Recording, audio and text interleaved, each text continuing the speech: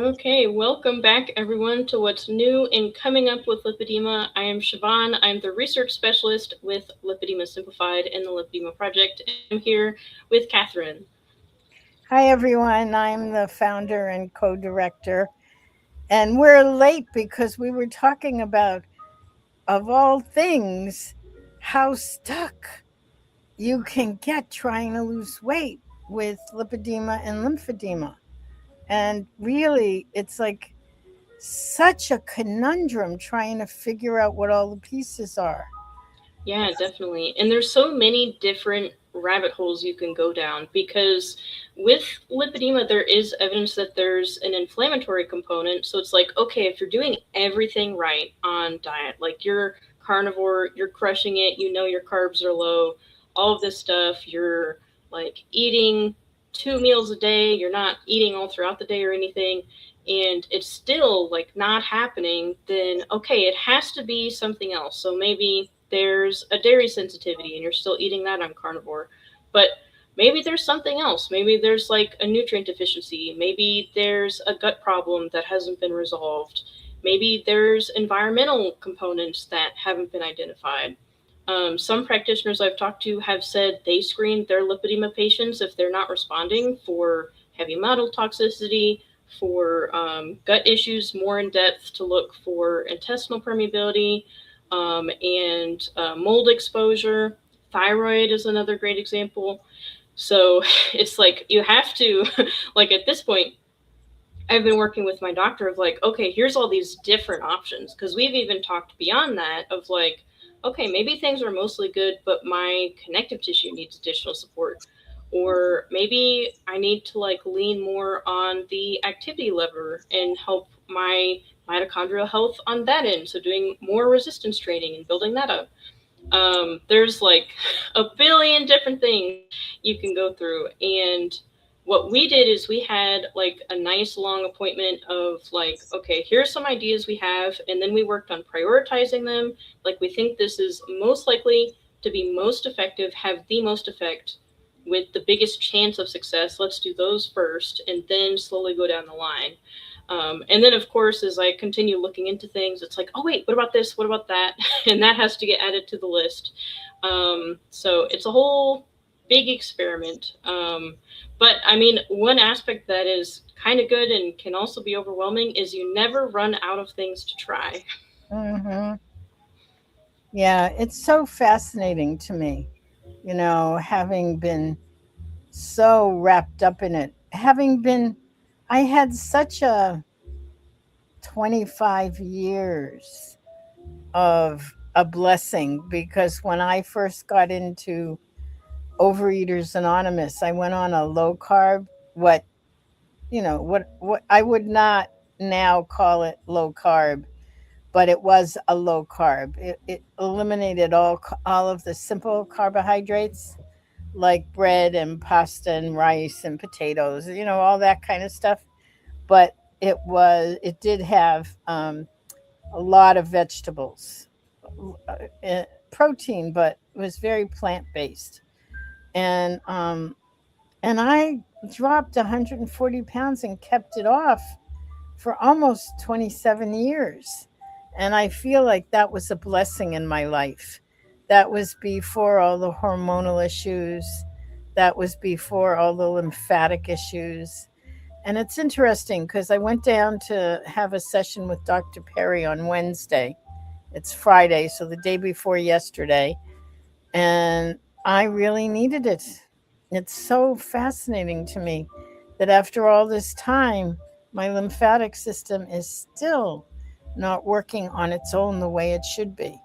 Because someone had said to me, I got an email from someone saying, "Are you okay? I saw you on on one of these live sessions and you don't look well."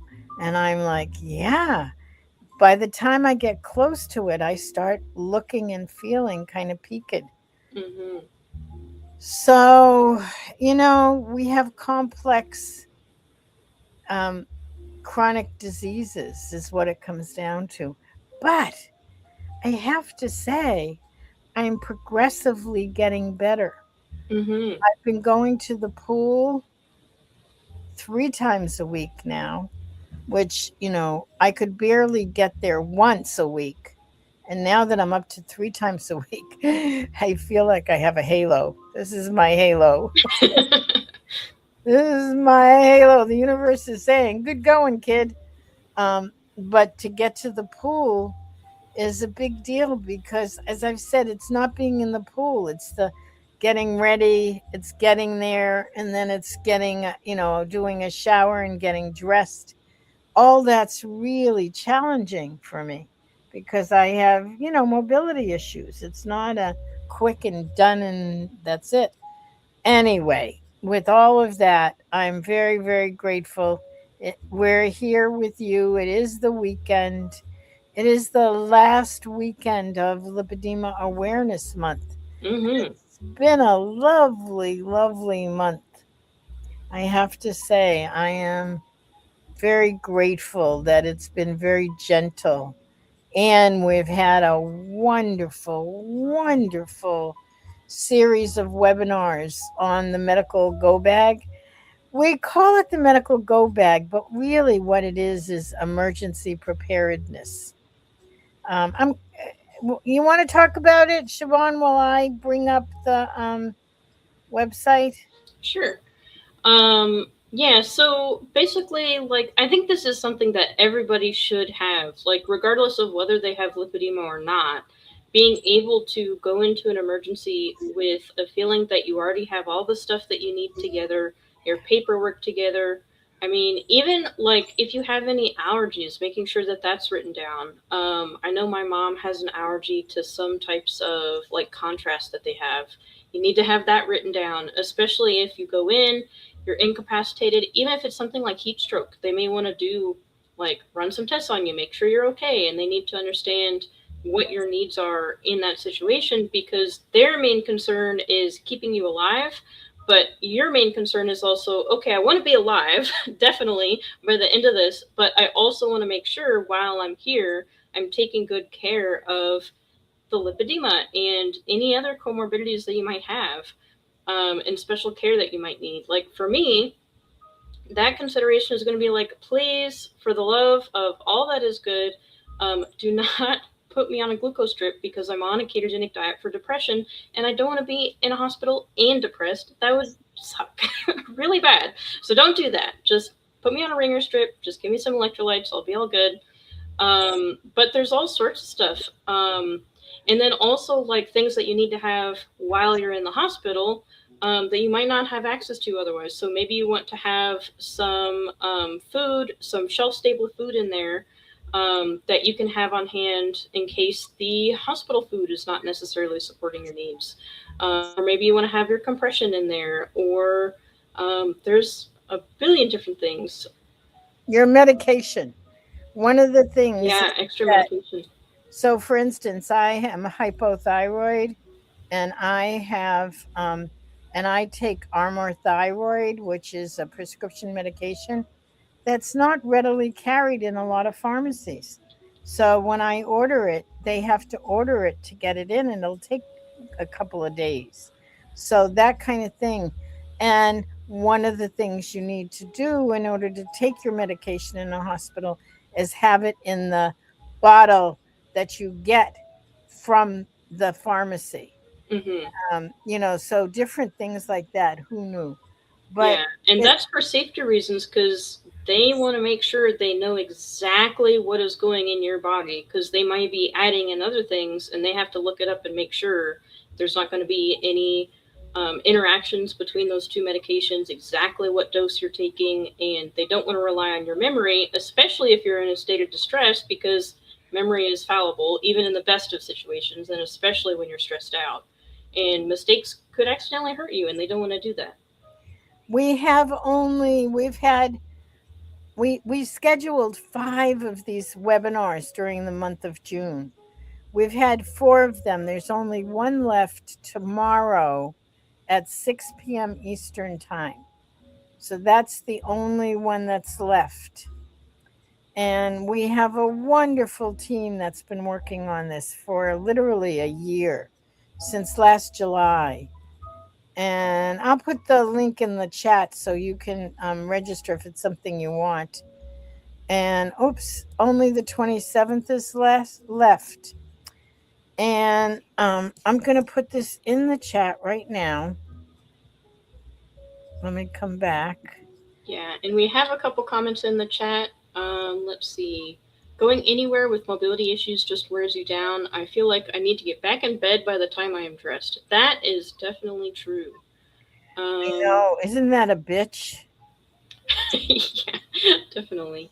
And then, yeah, and Jenny from the Isle of Wight said, or the prescription from your doctor. Definitely good to have a copy of that on hand so that they can know exactly what it was prescribed for, the prescribing dose, all of that.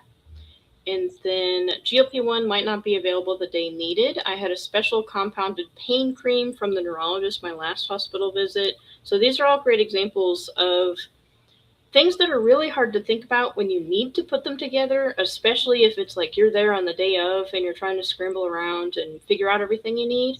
But even if you like sit down today and say, okay, I'm going to put this together, what do I need to put together? You're going to come up with maybe a few things, but there's probably going to be stuff that you missed. And that's the point of these webinars, is to go through like a huge community project of here's the things that you're probably going to need so you can put it all together and have it ready. And then at that point, just occasionally update it as you need to. Swap some things in and out, take out the snacks you had in there, replace them with fresh ones, update the compression that's in there if the sizing changes, any new medications, anything like that, and then the paperwork as well. And I laugh because I tell this story now a lot, but I got a call from Dr. Carmody, who was my primary care physician back when this happened a number of years ago. And I had gone in to see him because I was very short of breath and I felt like something was wrong. And he examined me and we did some blood work. And then the following day, I got this call with from him, and he was very calm as he said to me, I would like you to go to the emergency room immediately. I don't want you to do anything. I just want you to go to the emergency room. Well, you can imagine I was like, holy cow, what the hell is going on? Well, the only thing that I could take with me was my laptop. So I'm in the emergency room with my laptop, and Dr. Carmody comes in because he's just such a sweetheart. He's just a wonderful primary care.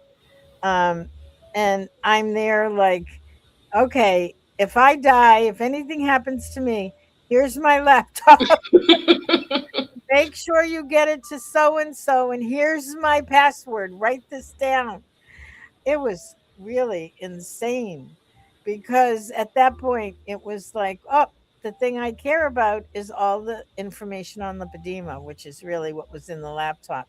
Mm-hmm. So I now find myself much more prepared. It's really funny when I look back on it. Yeah, Anyway, it makes a good story.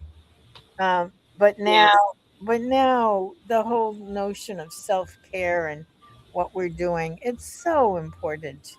So tomorrow is the last webinar. And the webinar is like an overview. We go through a lot of tips and tools, but at the same time, we're leading and inviting you to join us for, I'm going to go back here, um, the actual class. We decided summer is a good time. So the month of July, and we added in a bonus for the first week in August. We're having a special workshop where people can actually put together not only their bag, but all of their medical information that's important to take with them. And it's really a workshop for emergency preparedness. And for those of you while supplies last, we have a medical go bag that we're sending out. They're going out on Monday.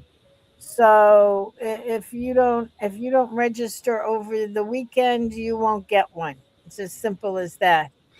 I have someone coming in, and payments are, it's 397 if you come to the webinar. There's a special coupon that takes $100 off, so it's 297 if you sign up related to the webinar. And if you're in Tribe, you get an additional discount.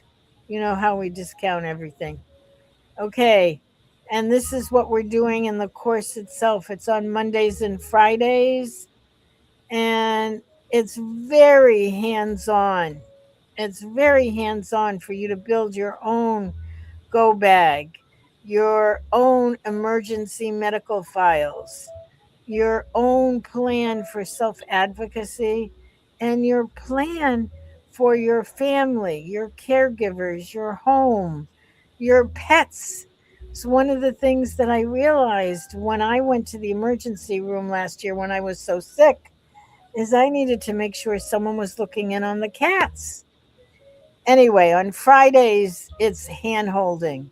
We go through everything. We make sure you get everything you need so you get your kit together. And again, there's 6 of us who will be there and working with you. And now that's starting up in 10 days because we're really close to July. So I'm going to put that in the chat as well, that link, so you can go take a closer look at it.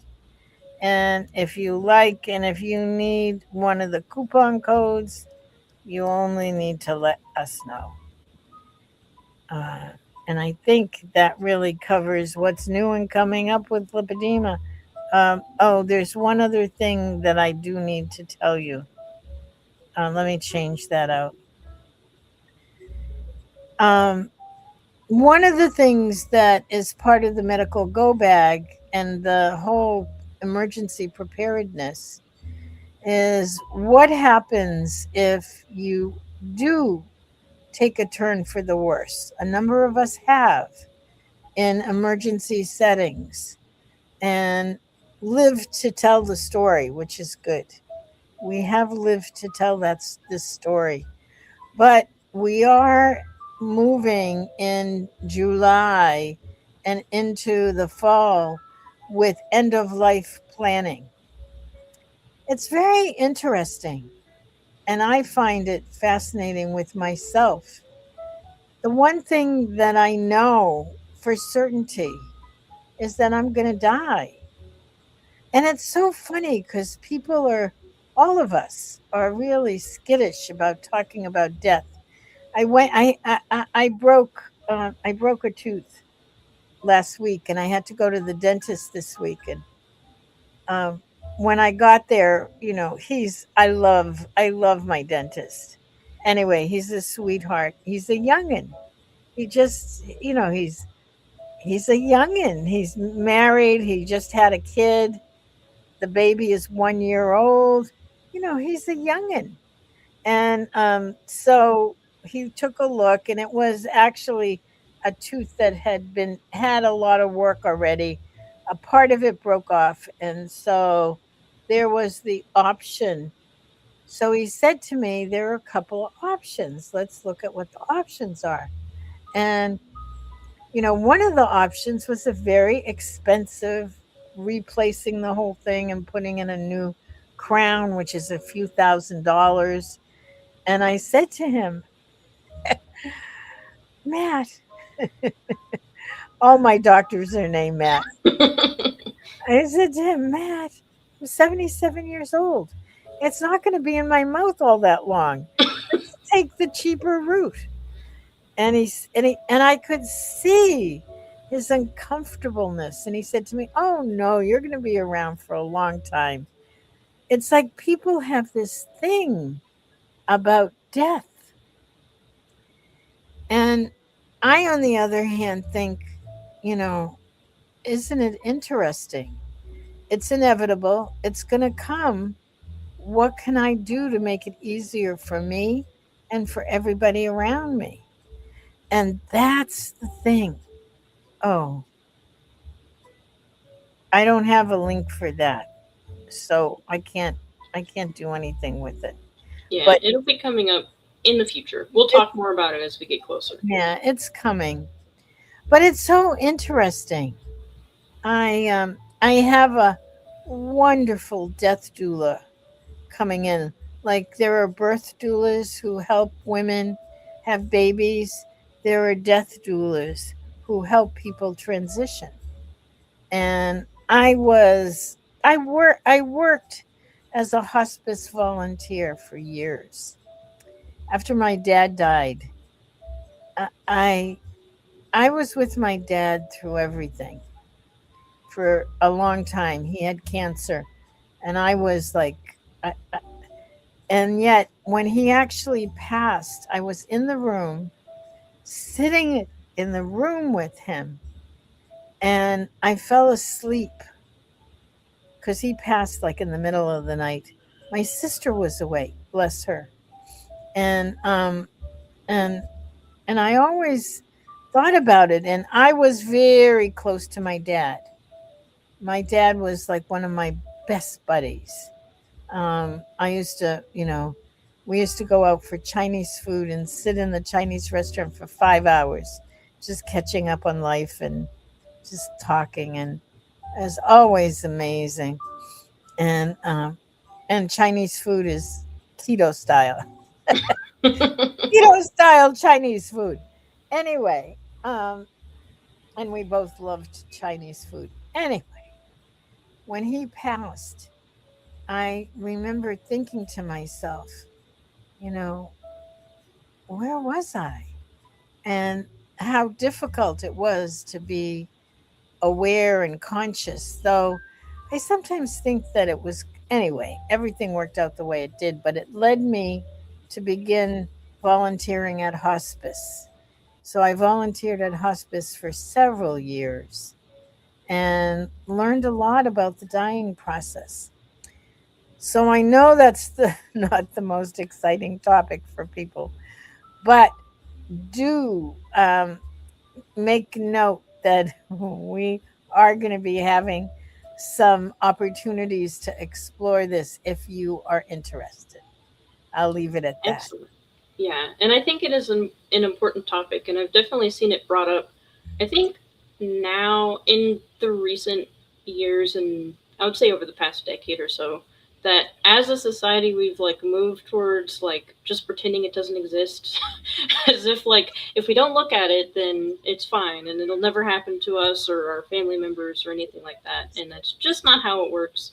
And things it can be difficult to talk about them, but overall, it is easier. It's a gentler process if you allow yourself to talk about it and think about it and process it instead of bottling it up and putting it away and just denying that it exists when it's an inevitability. Just like life is always going to happen, so is death, and we need to figure out the practicalities of it so that, you know, because like there is this aspect within the family of somebody has died and now you have all of these arrangements, all of their stuff that has to be dealt with, the funeral arrangements, and what did they say that they want this one time at Christmas like 10 years ago? Can anybody remember? I know they said something, but so if we can get a lot of that set up ahead of time of like, okay, I want all my books donated to this library, all of this crap stuff can go to this family member, all of this stuff,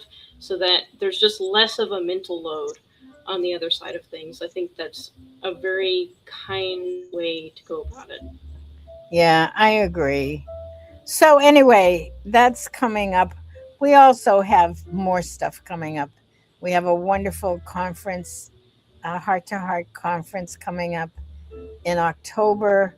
So there's lots on the coming up, coming soon, as they say. And what's coming soon now is this weekend. So, wishing you a wonderful weekend.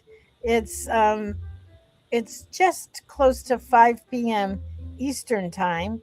which means it must be 4 p.m. in South Dakota. Is that right? Yep, that is correct. Yep. And wherever you are, have a wonderful morning, afternoon, evening, and a great weekend. I'm really looking forward to it. I'm actually working on the book. We're gonna be talking about the book soon because we're very excited about it. Siobhan and I are co-authoring along with Joanna Dudek and Dr. Carmody a book for patients, which is really been amazing. Yeah, it So is very cool. yeah, we'll talk about it that more.